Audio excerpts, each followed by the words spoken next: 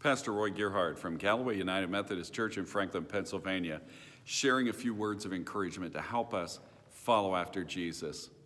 Hey, today I'm sharing with you one of the nativities that our kids put together this year. This is not one of our regular decorations here in the church, but this is going in somebody's home.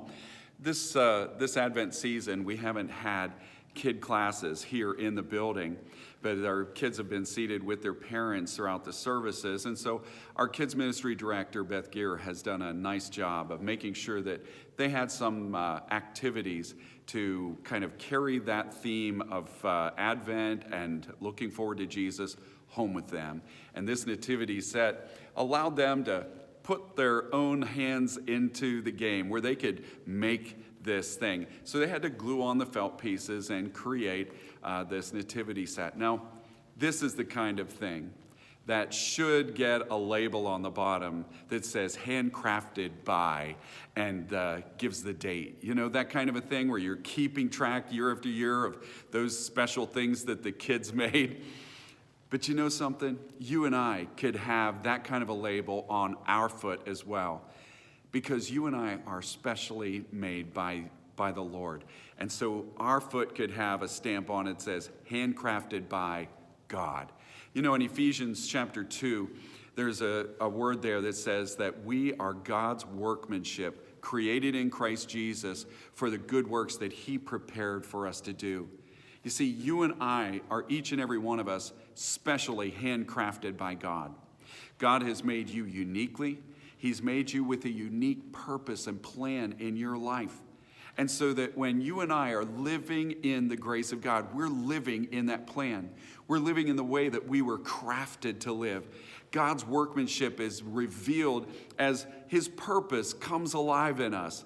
And this is what we talked about on Sunday, the way in which you and I can become part of God's providential work. You know, that we are not just gift receivers, we become in turn these gift conveyors. And we become part of God's providence, the way that he provides for people. You remember we saw that with the wise men. They showed up with gifts fit for a king for a poor family. And wow, did they need it. You know, immediately when the wise men came, they triggered a set of events.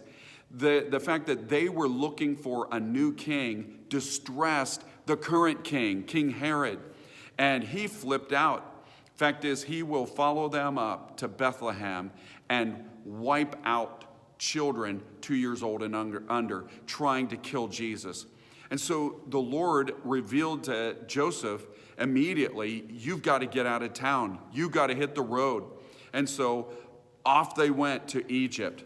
Well, you can imagine the expense that would be involved in suddenly hitting the road and going on a long journey like that, resettling in a foreign country.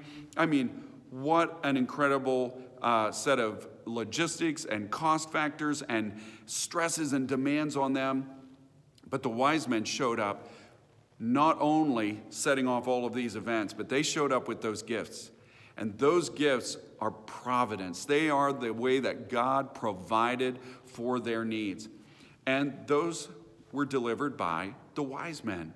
Think about that. You, handcrafted by God for good works that God has planned for you to do, you too become part of God's providential, miraculous sometimes, answers to prayer in other people's lives.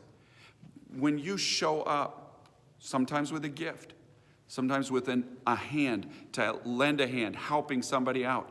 Sometimes showing up with a word of kindness, compliment, encouragement, hope. You and I become part of God's special handcrafted work, not only to us, but through us, working in this world to produce his blessing. You and I have that mark on us, handcrafted by God. What's God working on in your life? Not only to change you and bless you, but what is he working on in your life to bless someone else? May God bless you, and as you share this good news, may God make you a blessing wherever he takes you.